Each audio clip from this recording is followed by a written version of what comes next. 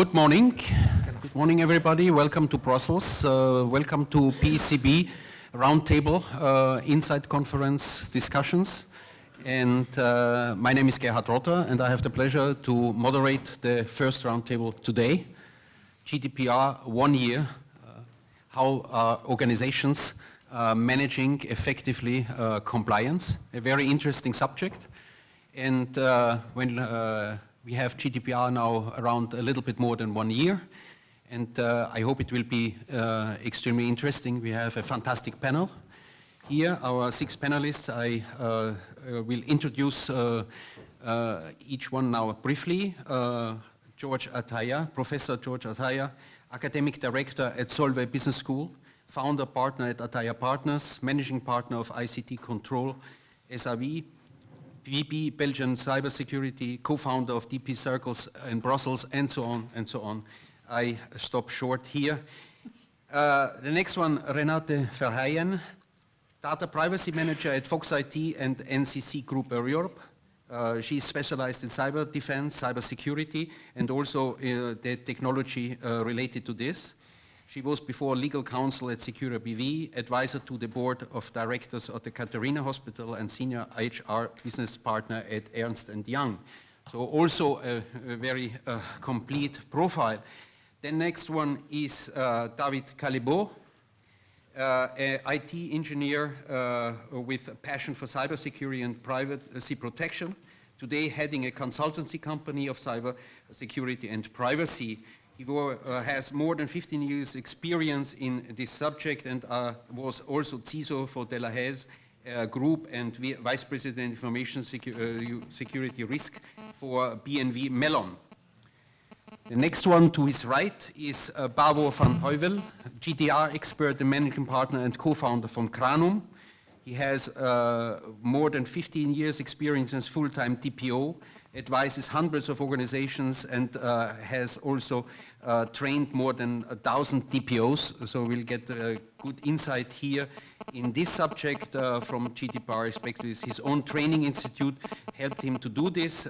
He is probably one of the rare people who can translate the data protection needs into the requirements from legal, business, and IT requirements. So this is a subject we will focus on also in detail. To his right is then Martin Macke, Global Director, Privacy at Manpower Group, responsible for holistic management of the group's data privacy. Very interesting. Here we will get global aspects, global insights from a Fortune 500 company. We will see this the GDPR has also wide-ranging consequences also for companies outside of Europe. Next one, to his right, Tudor Galosh, versatile business consultant with more than 16 years of experience and related management roles, a long time at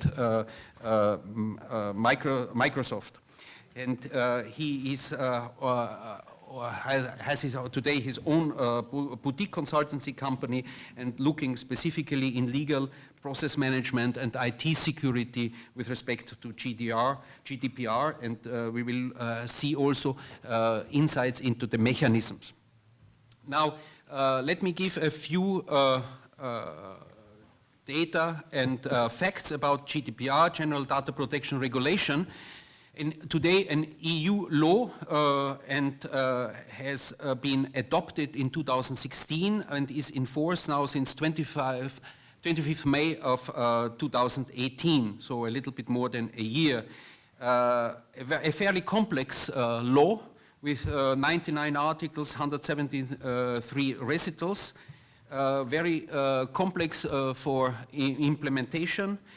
It has also created new authorities at European level, the European Data Protection Board, which replaces the Article 29 Working Party, which was before, and then also the DPAs, the Data Protection Authorities, independent public authorities in the member states of the EU for the supervising, but also for corrective powers, and we'll see afterwards with respect to enforcement that this is very important. to the occasion of the 1 year GDPR, the EU published some figures. It's also interesting to look into these figures a little bit. Eric this morning mentioned the focus on risk management together with information security, ISO 27001. Now, when we look into risk management, what is the most important point in that sense is the awareness. As one of the most and strongest mitigation methods. Now, when we look into the awareness and the figures the EU has published in that sense, awareness of GDPR, after more than 1 year, 67% of Europeans have heard of GDPR. But when it comes to the awareness of the national data protection authorities, this sinks down to 57%, so a little bit less than 60%. When it comes to the number of queries and complaints which have been filed so far, in 1 year, 144,000.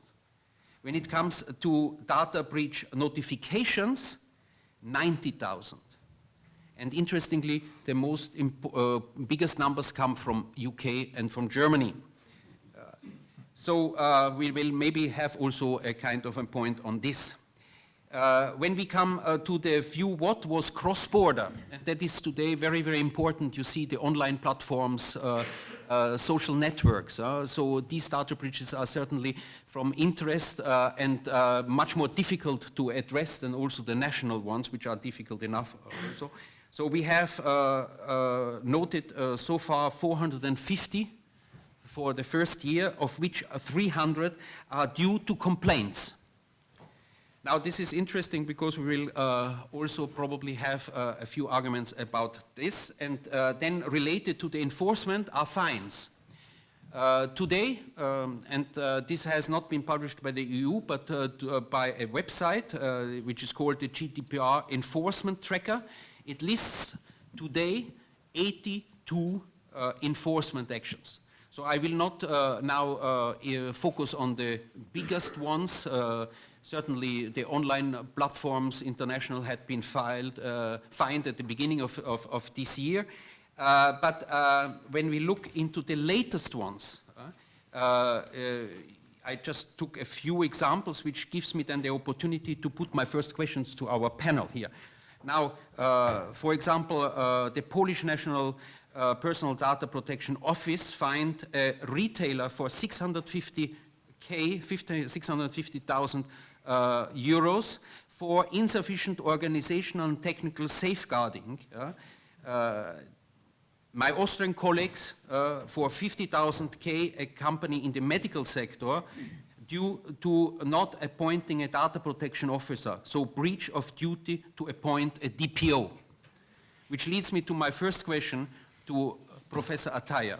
George, I found an article you wrote about the role of the DPO. Now, can you explain, in your opinion, how does DPO activity influence the effectiveness of an organization in compliance to GDPR? Yes, thank you very much, Gerhard. First of all, I don't know if it is better not to have a DPO. What is worse, not to have a DPO or to have a wrong DPO? Because in many organizations that I know, they designated somebody as a DPO because that person was available by coincidence. And I'm not talking about small organizations. Sometimes I'm talking about very, very large organizations. And what they typically do, they say, please do it, work on it, and don't disturb us, mainly. Don't disturb anybody. Don't ask any question to anybody. Do it and come back when it's finished, ideally next Tuesday. So that's what, in many organizations, how serious they take the DPO, or some of them at least, and I'm not surprised with those fines, and I'm even surprised why those fines are not higher.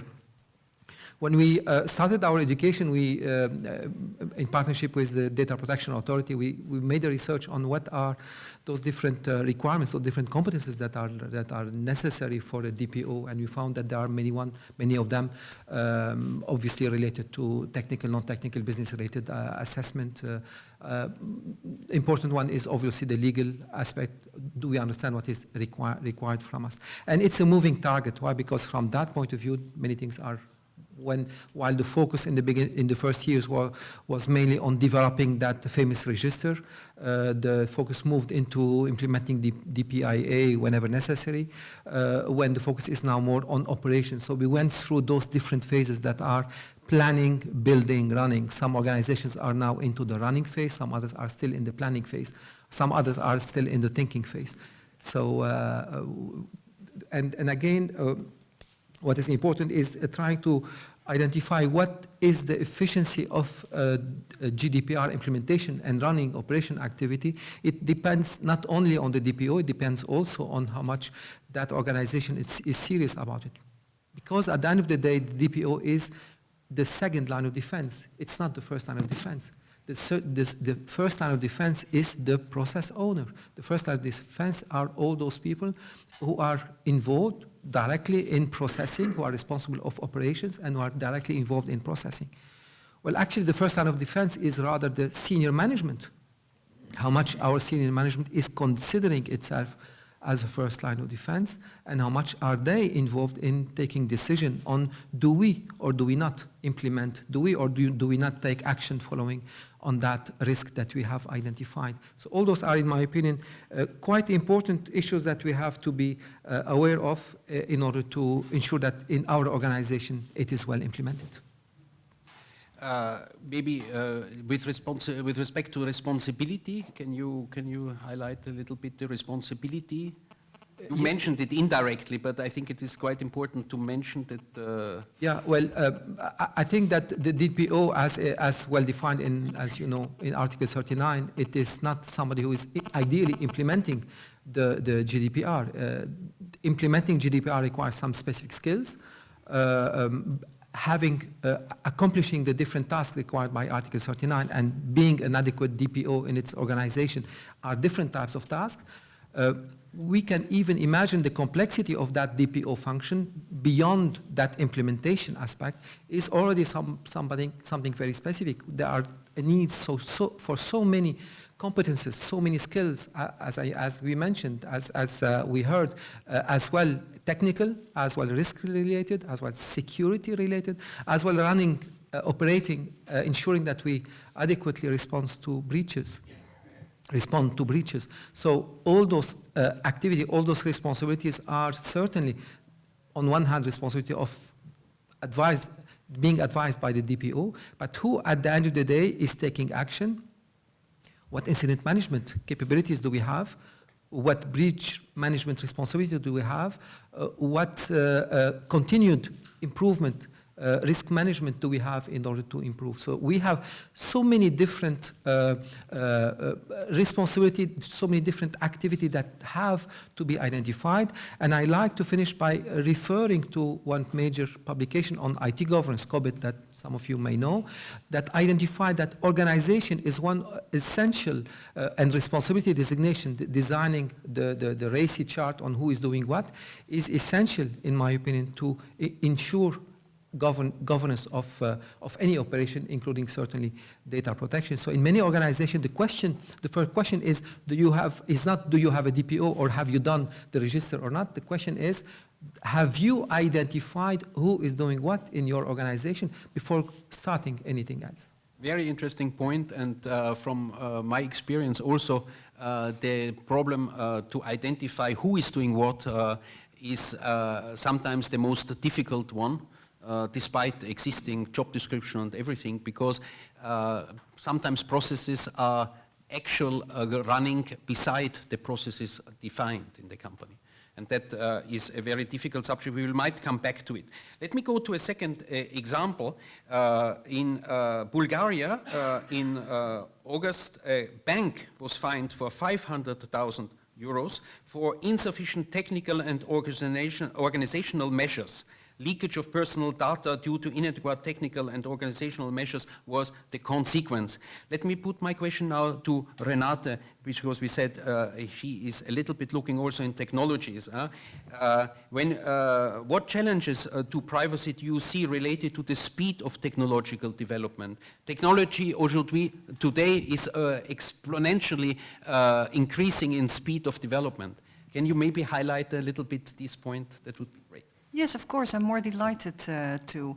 Well, looking at the start of GDPR, of course, a lot of companies were really working hard on towards their compliance. But what we see in general is that technology develops very, very fast. So, of course, we do have the principle of security by design, but in practice, actually, technology runs far more faster than our capability of building in privacy aspects that come to it. Specifically, if you look at the types of technologies that evolve, is that all privacy intrusive consequences. So before even using the technology, we realize only far later, applying the technology or being confronted with the technology, that we face some privacy challenges. For example, if I relate to Internet of Things, if I relate to the developments regarding smart cities, smart houses, smart offices, smart healthcare, but also smart infrastructure like trains, automotive, 5G.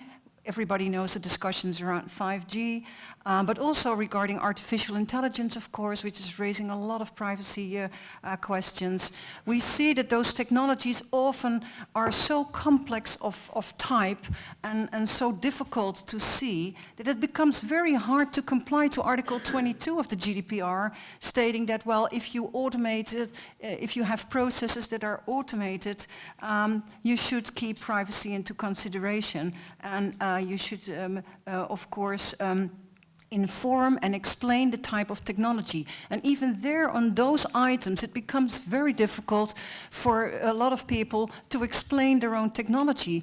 Looking at artificial intelligence, for example, it's very hard to explain how algorithms actually work and how deep learning machines are actually processing the data they get and how they actually apply the technology and make the decisions. The challenge is there for the companies to explain what happens, to explain the logic behind it, which is very, very difficult in those situations. Looking at the capacity of these supervisory authorities, there are also some concerns because a lot of supervisory authorities simply don't have the technology knowledge to actually know what is going on or do investigations on these very complex technologies. So yes, we do have a lot of challenges regarding GDPR to face. We do have to learn a lot about what technology does, what it does to privacy, and how we should respond and react to it. And what it more important is that will it change technology if we have privacy intrusive processing. From this perspective, I think that we're only at the start of working towards compliance. I think, and well, I'm almost sure that everybody agrees with me that there is no 100% compliance because developments run so fast that we still face a lot of new challenges with regarding to GDPR compliance. Well, it's an interesting but very important insight here, not having 100% compliance. What do you think would mean this for the processes?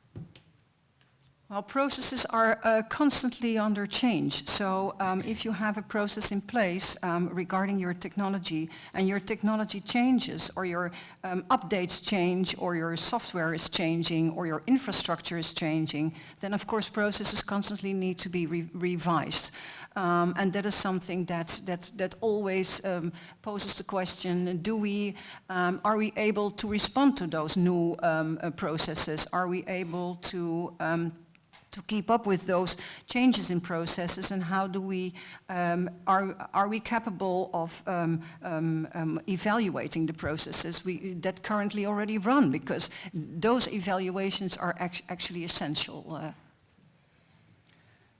Yeah, I would like to make here a small comment in that sense. I see here a very strong parallel to risk management in that sense, and specifically for business continuity. We have the impact assessment. We'll hear a little bit later today in the panel about these impact assessments. And the basis is, when they are never, ever 100% secured processes unless you automatize. These things cannot be automatized because you deal with people, you deal with persons. And so at least in the foreseeable future, this will not be possible. And here is where you need to have really, from an organizational point, and here I go now to governance and leadership, you have to have a real professional approach to this type of risk management and decision making, which is the only way to have a cushion. When you look, for example, in the banks, they have the minimum capital, which is in principle also in Basel III and in these kind of regulations foreseen as a basis to have, when something happens, you have a cushion where you can fall into and not a domino effect that everything, let's say, falls down. In the processes, it's business continuity together with impact assessment and risk management in that sense. So thank you, Renate. Let me go to the next example. It would be in Sweden. This summer, a school had been fined by 18,000 euros in that sense to be inefficient legal basis for data processing. So on a legal basis, maybe I will ask now Paavo maybe to look a little bit in, because we heard he is specialized in the identification of the interaction between the data processing and the security needs with respect to the requirements of legal, business and IT. Paavo, when starting these GDP implementations, what must be considered in these processes that the implementation of the GDPR is most effective? Thank you, Gerard. I think what we learned from doing more than 350 projects the last year and before is that it's very important to get a view on the processing activities. And I just want to relate to the thing about risk you mentioned. Don't forget, and especially for this audience, that the GDPR is about the risks that start by processing personal data. And so it's a risk for the privacy of the data subject. That's the risk where the GDPR is about. And so it's important to understand that when processing personal data, certain risks may arise, and that's where you have to take care about. Yeah? Now, from my experience, what is important and what we see, it's very, it was strange to me, because I'm already a long time in the business, is that by defining in the register of processing activities all those processing activities, many companies, and we work for multinationals and small companies, do not know why they are doing things. Yeah, we've been doing this for years, it works, don't ask questions. I think I see a lot of people laughing. Sometimes it's very useful to just ask who's the longest in this company and start talking with that person. That person can explain you, if it's a gardener or whatever, receptionist or somebody of the management, yeah, but it has an historical reason why we are doing this and that, including all the risks that of course go together with that. And so what we see is that when starting with the GDPR project, easily it will evolve to data management, security, to governance, because this is one of the, let's say, dimensions where we approach a company talking about the processing of personal data. And for many of those companies, it's an eye-opener, and we assist them in that too, to help them also in better governing all their other processes, because they didn't care about it. A lot of companies, it surprises me, they are making lots of profit in working in an incredible, inefficient way. So I would say, of course, since I'm a GDPR consultant, that even a GDPR can be a nice return on investment, because it will open up your eyes and make your company more efficient, and in the end, okay, avoiding fines and being compliant with the law. Oh, I have time left, but okay. For the others. Yeah. Okay, when you say investment in this sense, what would you suggest would be the best effective investment in that sense? Yeah, the investment is that the side effect when trying to be GDPR compliant is that you have to inventorize all your processing activities. That will open up your eyes and make your company more efficient, and not for the prime purpose of GDPR compliance, but as a side effect, it will make your company more efficient. A lot of companies do not want to hire external auditors to get a view on how inefficient they are working. Okay. Unless a regulator will impose that. Yeah. So you see actually a kind of link to our old idea, 9001, mapping of the processes, understanding how this shall work. Would that be one of the things in that sense to go? Yes, that's a possibility. Yeah. Okay, perfect. Thank you. Now let's jump to, we had now a very inside view on the organizations now and processes. Now let me go to Martin, and who is actually looking from a holistic and global point of view on data protection. You are in a Fortune 500 corporation. Which is global. Manpower is global in that sense, very big organization. On top of it, HR related, that means you are really exposed to most sensitive data in everything what you are doing. And how is your organization managing effectively this challenge of GDPR? Yes, thank you for this opportunity. Indeed, we operate in more than 80 countries, so definitely outside of Europe, in countries in Asia, Africa, Latin America, North America, and Australia, which means that data privacy is not just GDPR related, but really related to all sorts of local and international regulations that are constantly changing. The first thing I really want to state is that GDPR works and becomes more and more popular in the world.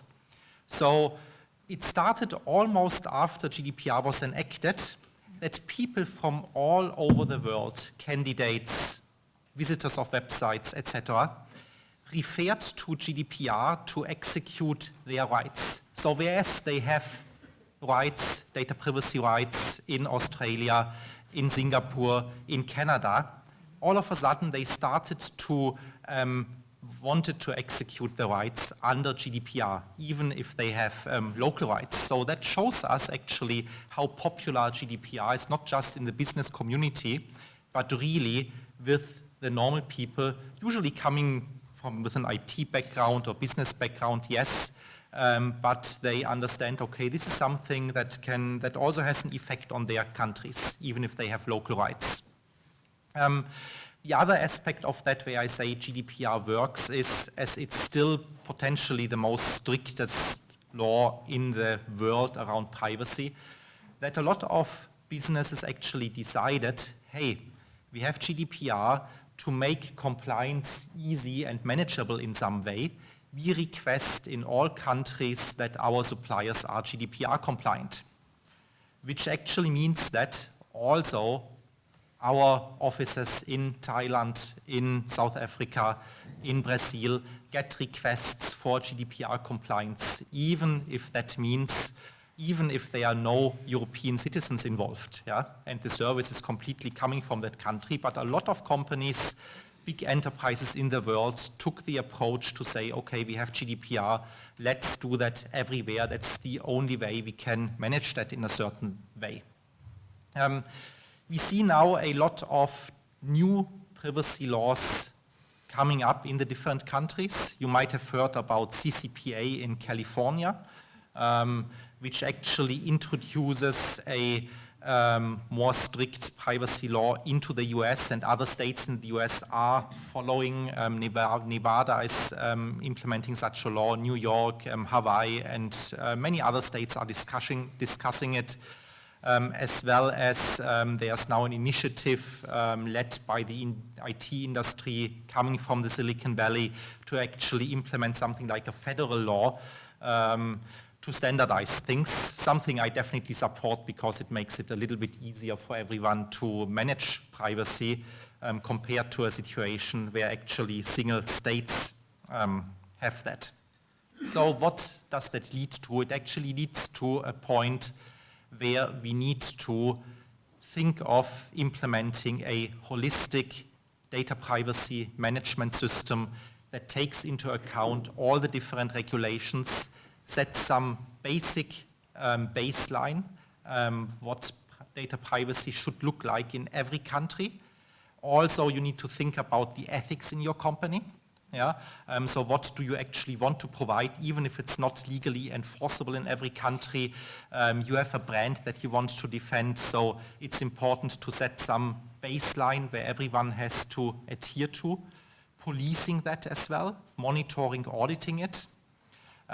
We mentioned the word risk a few times already. Now, one of the great things that GDPR did, it introduced the concept of risk management to the business. And now doing that globally is a great thing. I know there are industries out there, chemical industry, financial industry, and they talk about risk all the time. In an industry where that is not common, it's very beneficial now to be forced to talk about risk, because that actually helps the business and us as security professionals, governance professionals, to bring that concept of risk management into the business. Thank you. A quite elaborated part. You took really the whole bow from the GDPR to management systems and also to ethics and to the risk management in the end as process. Now, that is quite interesting because in an earlier discussion we had also mentioned GDPR is a law. So very strong. Normally in the organizations we are used to deal with standards, if you adhere to these standards. So here we have a quite interesting difference because law, first of all, the data subject is everybody, not the organization internal. When it comes to an organization, to a standard, adhere to a standard, you have auditing, as you mentioned, you have risk management internally, and you take this together specifically with audit, then in the governance and management process to take the corrective actions. Now here in the GDPR world, we don't have this. First of all, everybody is a data subject to a certain extent. And here, what are the enforcement processes? Here we are coming back to the DPAs, to the local authorities who are fining.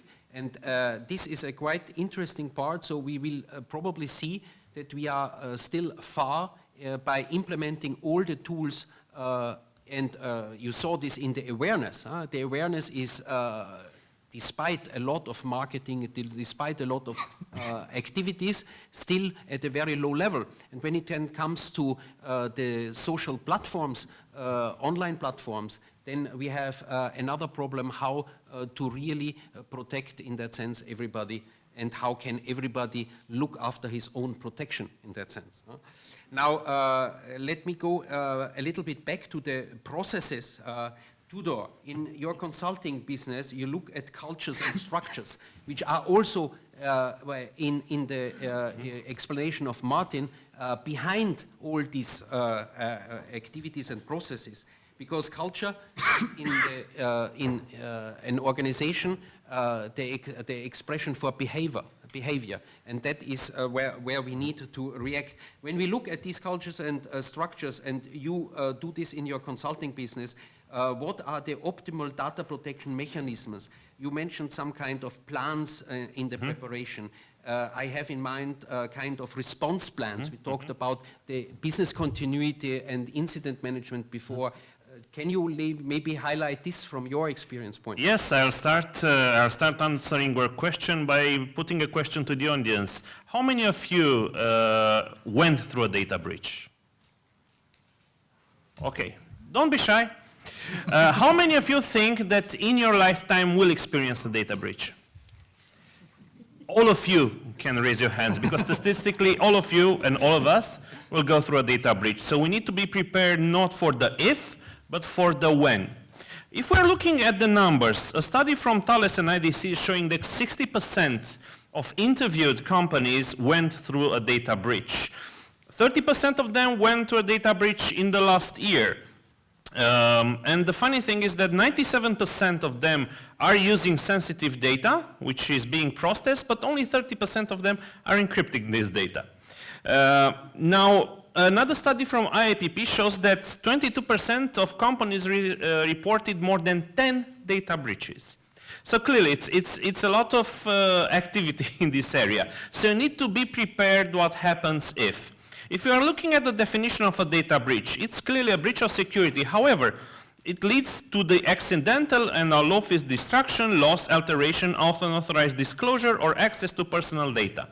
So it takes a lot of forms. This is why it's so difficult, because it's not only a simple hack, someone stealing data from your servers or from your systems. You might lose a laptop full of personal data, and if the laptop is unencrypted or unprotected, you need to declare a data breach. You might lose a phone.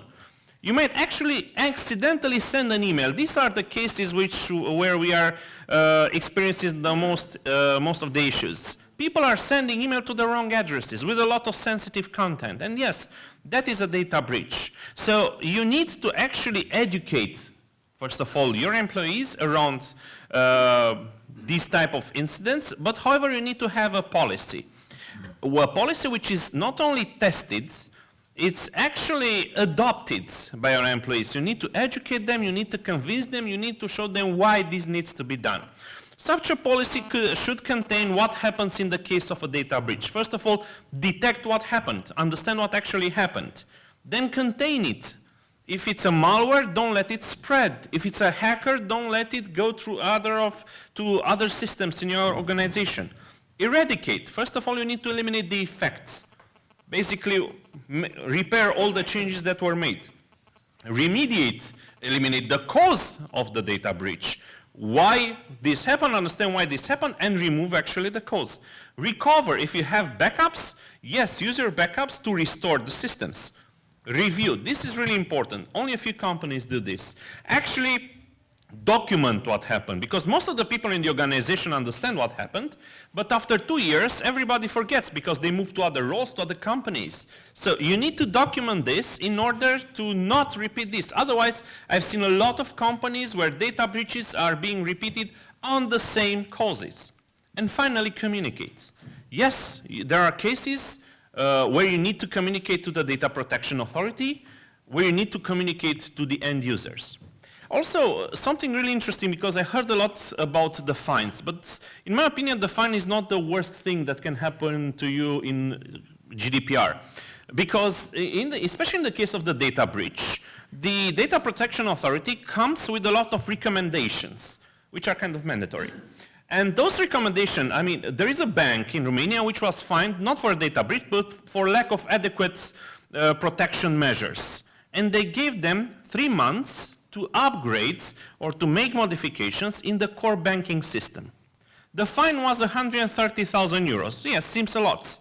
But modifying a core banking application in 3 months, including tests, might cost a lot more. So it's not the worst thing that can happen to you under this. So it's really important for people to understand what they need to do in case of a data breach, of course, how to avoid doing mistakes, and what happens in case of a mistake, that yes, they need to communicate and be transparent in order to protect the organization.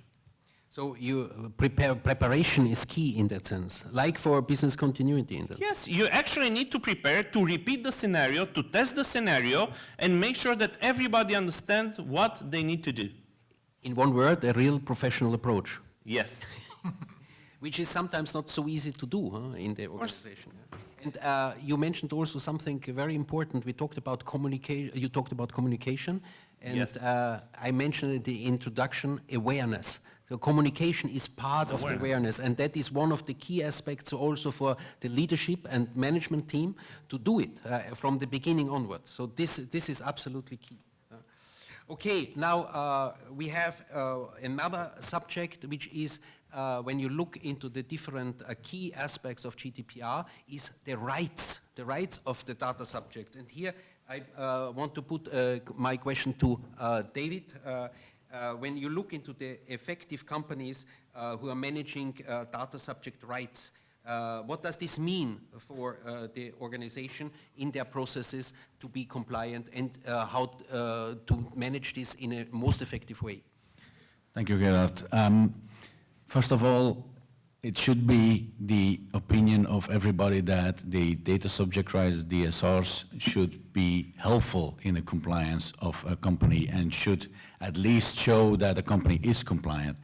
And what I've heard from the colleague panels here is basically also an indication why data subject rights are usually either ignored or incorrectly applied. having impact on your compliance. Let me give you a few of the things that I've heard so far that actually have impact on that compliance in terms of data subject rights. First of all, George, you said that most of the companies are in run phase. Well, this is, from my experience, true for many companies on the legal part of the subject, meaning they are ready with their privacy notices and the privacy policies. But when it comes to data subject rights, they have something written on their websites, they have something written in their policies. But when it comes to executing it, it's a totally different story. So it's considered usually as more in a build phase when it comes to really operating the data subject rights. Renata, you were saying about the technology and the changes of technology. Well, when it comes to really having a solid process and a solid procedure and making sure that the requests from data subjects are being handled as they should, as it is defined within the legislation, most inhibitors are usually either technology that's changing a lot, and then they cannot keep up with how this means and how this relates to the data subject rights, or as Bav already said as well, it can be related to the organic growth, I would say, or the complexity of systems, and have been mentioned before also related to incident management. Many companies, the bigger they are, the more difficult they have to make sure that at one end the data subject rights can be handled through a process, but at the other hand they actually can be implemented, especially, and I've seen this a lot, especially the right to be forgotten is a very difficult one, as you already mentioned, in a banking environment, for instance, or in many other environments. That means a severe change in the core processes and the core systems, and many companies either want to focus on IoT, blockchain, that cool stuff, instead of really making sure that these things on data subject rights are being handled.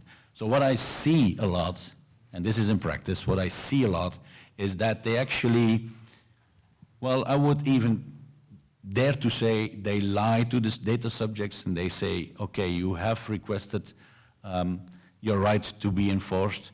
Here's what we have done to do this. Here's what we have of you. Here's what we've done to forget you.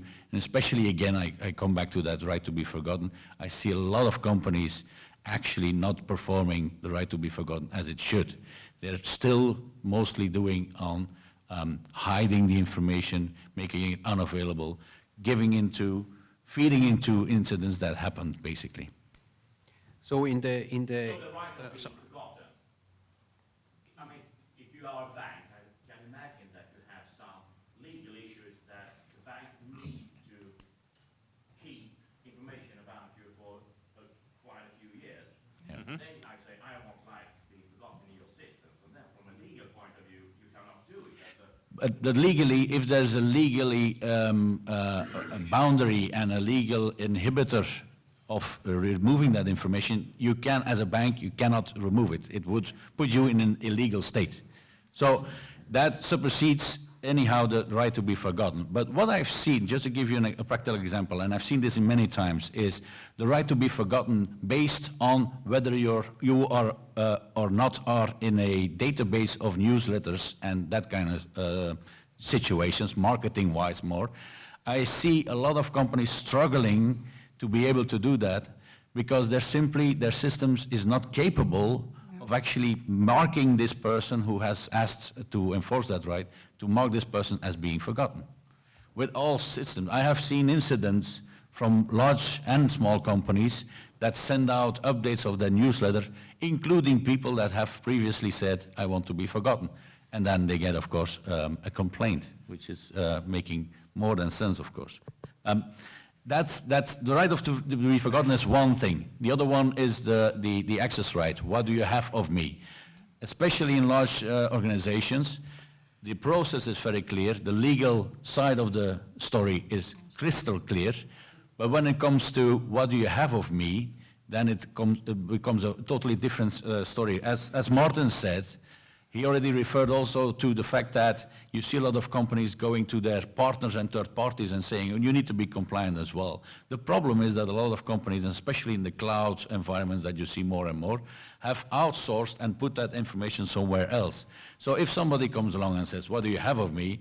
The complexity of the whole environment enforces this company to come with what I would call a subset of information and a subset of what they found, and not really handing over all the information they have, as the requirement says. If they know it. If they Know it. They know it. That- Because that that's, is the- again, as Bavo has explained as well, and Martin as well, there are a lot of processes in big companies, they simply don't know why they're there, and they simply don't know what they use. The complexity is increasing, and the difficulty to address this in a systematic way is given. So when we look from, let's say, from a management system point of view, maturity is still very, very low in that. Exactly. But I'm very surprised about the recent decision of the European Court in that sense. It was that this right to be forgotten, that means to cut the links, is only applicable inside Europe. That means if you go to the companies outside, they still have the right to look at these these links or that the information which is forgotten. And we discussed this a little bit also before in the preparation. It is difficult to see what reasoning the European Court has given to rule in that sense. If I may, I think that's mostly based because of legal implications. It is very hard to, how should I say, enforce and control, at least, if Absolutely. something is removed from outside of Europe. When you look at at a global company, they go just to their affiliate in New York and have these links in that sense. So the question is what impact on a global basis today, where we are, what impact this decision will have in the future for this. I think I can understand the decision, because you always have to look to it from a global perspective. Let's see that you turn it around, and let's take a very neutral country like Japan or Switzerland that has a court decision that says if you apply for this in Swiss, for instance, it has to be deleted all over the world. Okay, everybody can agree, it's for Swiss, it's for Japan, for instance, but what will happen if this happens in the north of Korea, or if this happens in Russia or China, that it will have a totally global impact because of a court decision there. And I think that's the problem, in fact, and I think I understand the position of the court in saying, okay, the impact is only Europe or the European Economic Area for this type of decision. Otherwise, you will have a very complex situation in international law. This is clear, but it shows the problematic of this right to be forgotten. And I'm just questioning, on the long run, given the globalization we have of not only the data subjects traveling everywhere and working everywhere, but also of the organizations who employ these data subjects going just to the affiliate outside and in principle circumvent the ruling or this right in itself. The advice I give to people is see to it, and I challenge you, find something on the internet that you can use against me. So clean it out at the source. Google is only an index. It's an index. It's like going to a library. They took out the card, which relates to that book with whatever, naked women, and then all of a sudden it's gone. No, it's not gone. You can find it in a library. And that's the problem with the right to be forgotten case. But okay, it's another subject, another panel or so. Absolutely.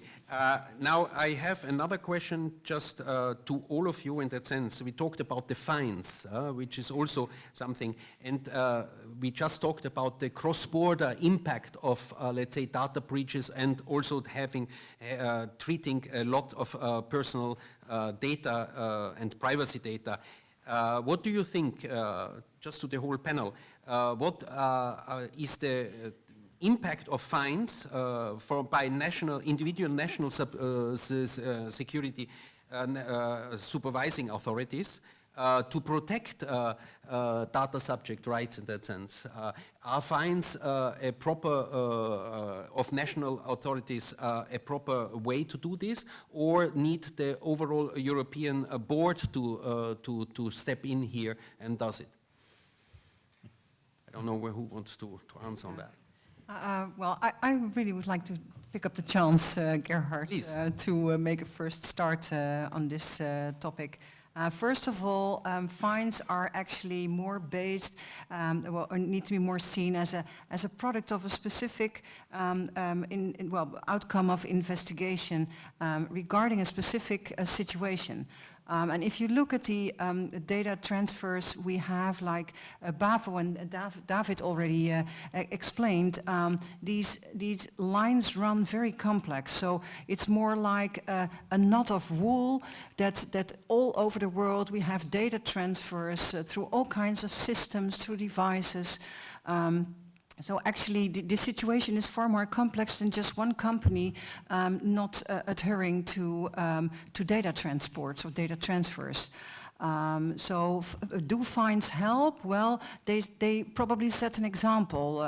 We can look at the Google situation. We can look at a lot of companies that are fined. And of course, the strategy to use fines to set, to start at the main large tech companies, of course, has some effect. But let's not forget that data is generated by its source, and that is generated by the data subjects.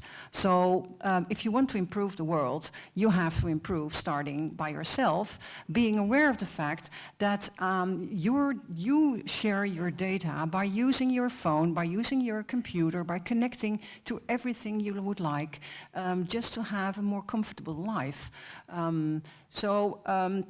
It all starts with awareness, I think, starting that if you use your technologies as a data subject, be aware of the fact that you use your settings in a correct situation, that you do understand the consequences of the use of your technologies. So that's probably a first start. Josh? Sorry, David. If I may want to shed some insights on fines as well, I think the whole fines mechanism is great because it has made some people really pay attention to the whole legislation. However, I also see a missed opportunity in Europe because of the fact there is not enough alignment between how fines are being defined between the different countries. They should have, and I think that perhaps is on the European level an initiative that should be taken, is they should define some parameters, some a way of defining how fines should be assigned and how big it should be. The examples I gave show the differences, and I selected them specifically also for that, hoping that one will trample it. Thank you. Exactly. But in my opinion, fines are fine to open some eyes. But I think, and I always say this to a lot of the contacts I have when dealing with this kind of situation, I always say the fines are the least of your worry. Mm-hmm. As Tudor already said, it is more impactful, much more impactful, if the DPA comes to your door and says, okay, we will give you a fine of 5,000 euros, although you're a company doing 50 million a year, that's fine. But at the same time, we want you, like the example you gave, we want you to change the world internally upside down in 3 months. That's much more impactful and much more costly. So I think that is one of the things that should be also from European level communicated a lot more, in my opinion. Again, just one thing here that reminds me a little bit on auditing. Yeah. Absolutely. George? Yeah, I wanted to say almost the same as David about the fact that I was in a panel and was the minister responsible for privacy, and I said to him, publicly that fines are sometimes too late and too little. Anyhow, I said they are almost useless. Why? Because you receive your fine when you have to spend all your costs on when you face a data breach, or your operational cost, or your reputational cost. Fines are probably too little compared to all that huge amount that you have to pay.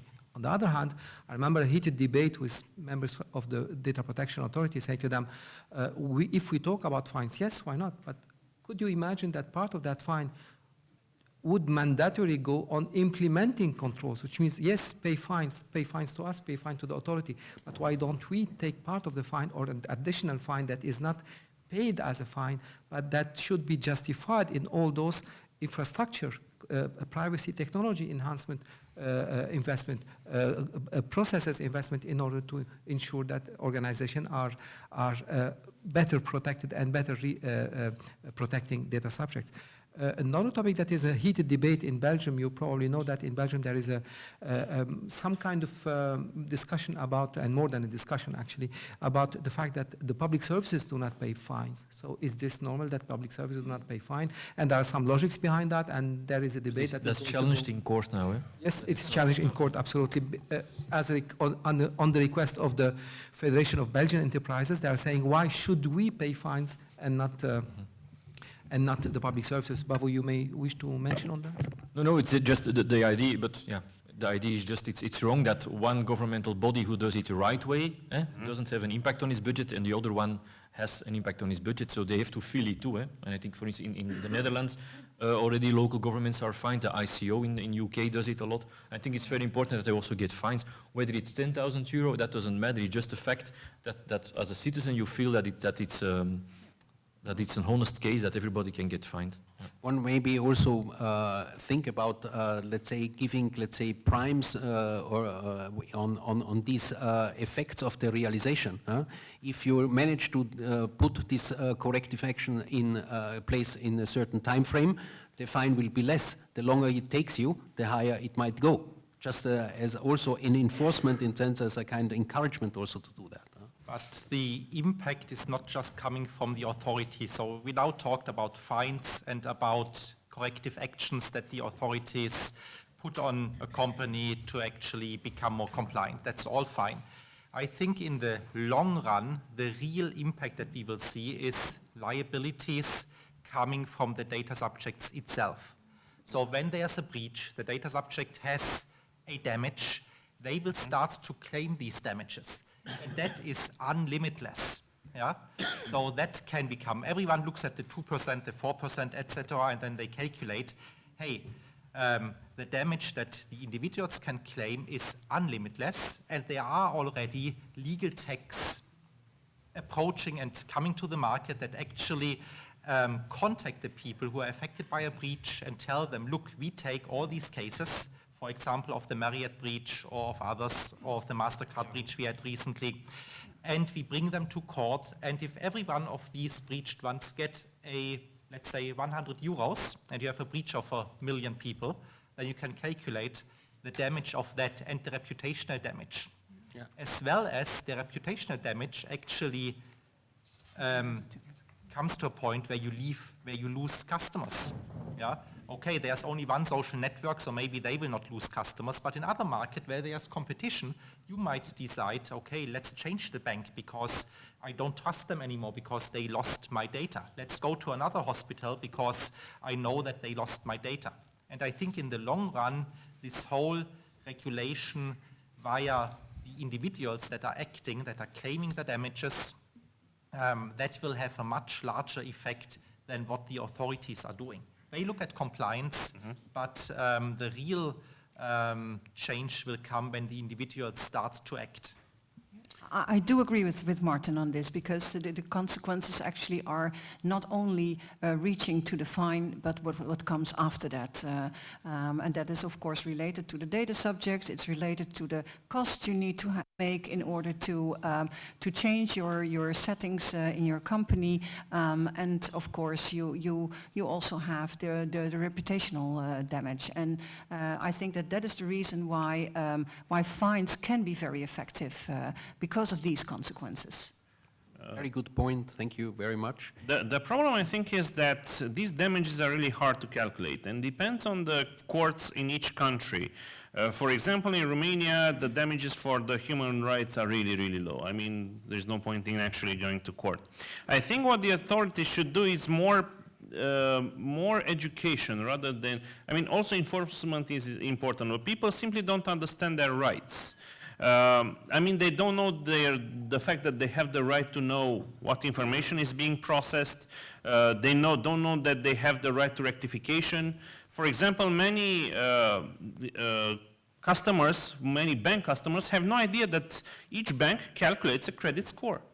Or the same in insurance. They do calculate liability score for the individual. This person later, they have access to it. And it should be for free, but they don't know, they don't ask. So the companies carry on doing processing. Also, data subjects expose themselves a lot. I mean, not only on social media, but in their real lives. I made an experiment at the course. I wrote my name at the top of a paper, and I give it to the people in the room, saying nothing.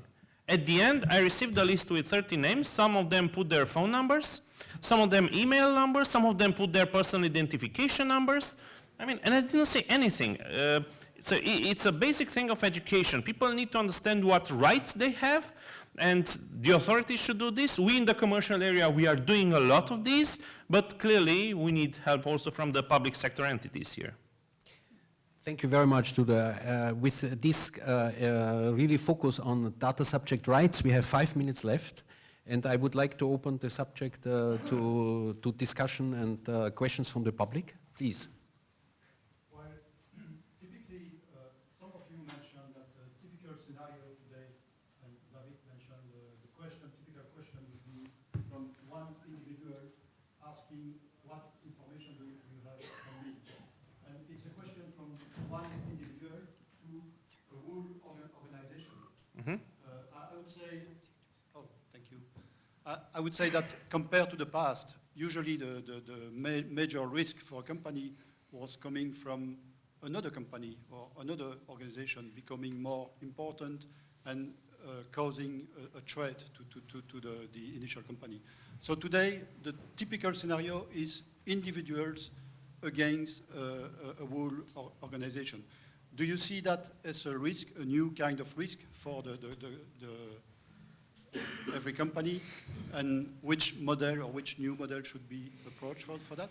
The major impact would be to know the first bankrupt that could be caused due to... I think it depends to who you talk within the organization. If you talk to the executive level and the business people, they were doing already risk management before, but they were looking at risk management from a market perspective, from a financial perspective, from an operational perspective.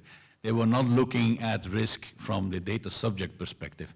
And so I don't know remember who said here that risk management is entering the board when it comes to GDPR. That's true. But they were already doing risk management, and now they have to take this along as well.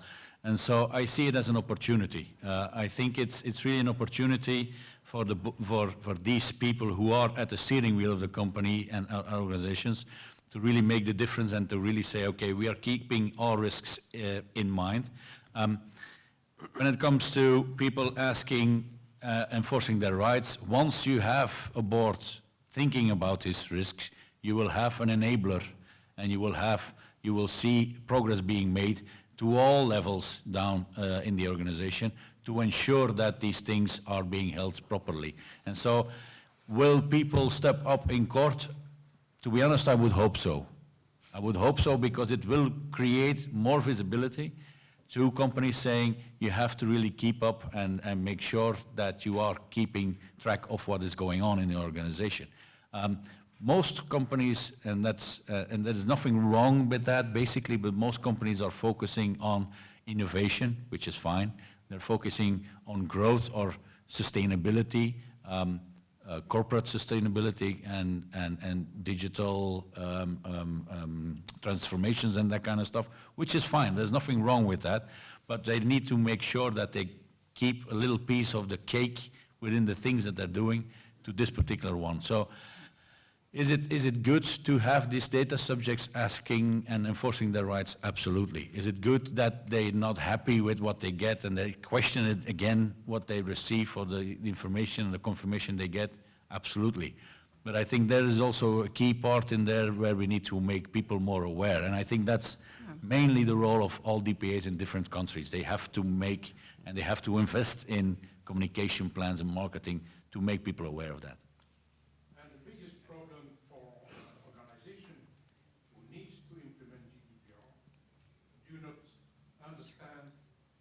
The value of information. Exactly. Yeah. Information be totally virtual is not managed at all. Yep. So they do not know what information they have. They do not make any inventory. They do not know where information is, in how many copies, and they do not pay attention. And when you ask them to, or request them to do something, but why do we have to do that? But they do that for materials, for concrete elements, but not for me. To be aware that information is probably the most that they have. Nothing works without trustable information. Just to jump in here, usually companies do something when something happens to them. For example, a really big customer of mine had, where I was pushing the implementation of new technologies and digital archive, had the data subject access request. They had to hire around 4 people to actually go through every paper document they had in the paper archive. That took actually around 2 weeks to find all the information about that person. After this, they finally took into consideration investing into a digital archive and actually doing full OCR on all the documents and providing all the metadata and the structured approach. Without a structured approach, you have 0 chance to answer correctly a data subject access request. One more question. Here. I fully agree. Hi there. I'm arrived from Germany, and I'm a data protection officer since more than a decade. So I really look forward to GDPR, and when it becomes effective, and I'm fine with all of you when you say, okay, I agree with you full. And also to the subject to take care on your own data to get your basic rights. I completely agree, but I do not understand, now it's 500 days later, and thousands of companies and organizations out there haven't started yet to organize, to keep control on the data. And it's not only about PII, it's about old data. And if you talk to the people on the steering wheel and say, okay, keep control on the data, because data loss means in the next step loss of money, and finally it means loss of jobs. So it's a chain about losing data, money, and jobs mean future to all the people. So I do not understand why so many companies not have started to take more control. It's effective. If I may respond, many organizations are not yet aware that data is their most essential asset. I mean, you arrive in the morning, on Monday morning, you have half of your building, all your employees are declared sick. You call the bank, they say we don't have any money for you anymore, but you still have your data. Well, you continue the next day working. However, if you come on Monday morning and you lost all your data, good luck. And You cannot work anymore. you cannot do anything.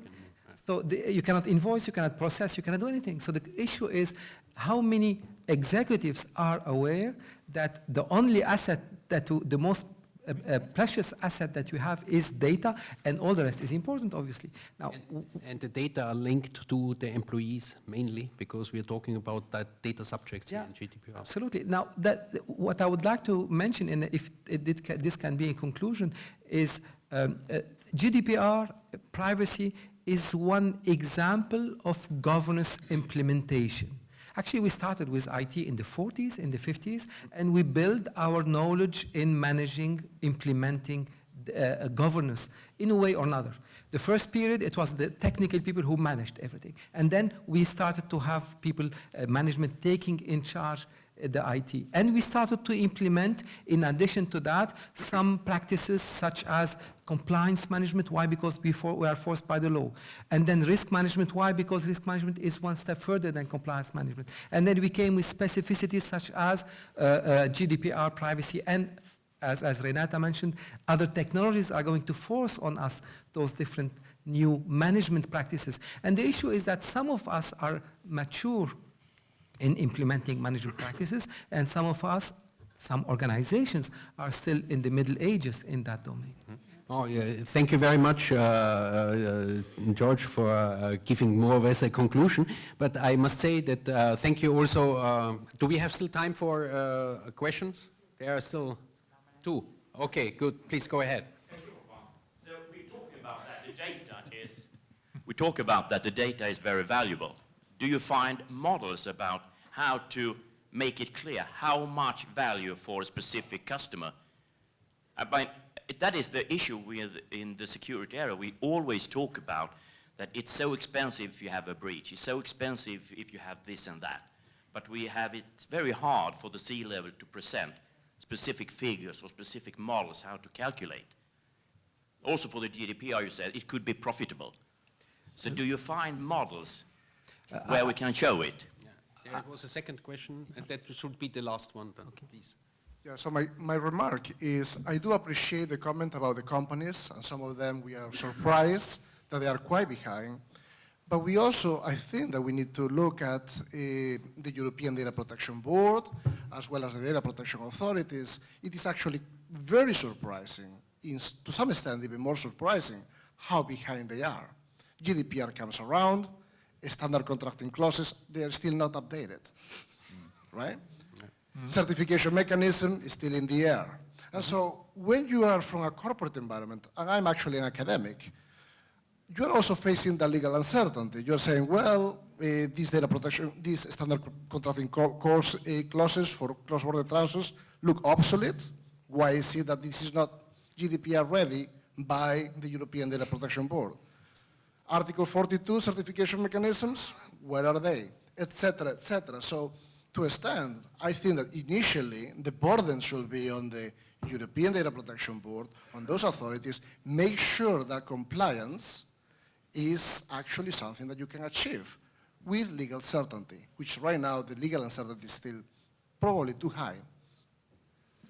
If I may answer the previous question, I would like to refer the gentleman to some publications of ENISA that mention the cost of incidents, and probably that is something that could be referred to. And probably, if I may, I don't know if anybody would like to respond to the second question, but I only would like to mention my idea that is that it is so complex. Every implementation of new practice, methodology, approach, framework is complex. You cannot make an error like inventing a new law.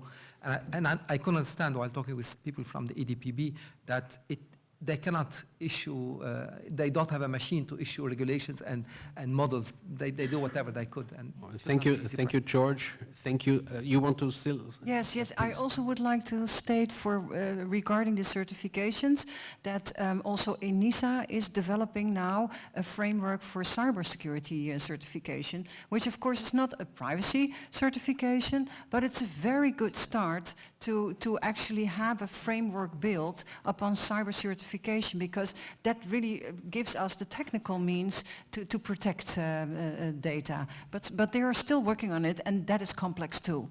I agree.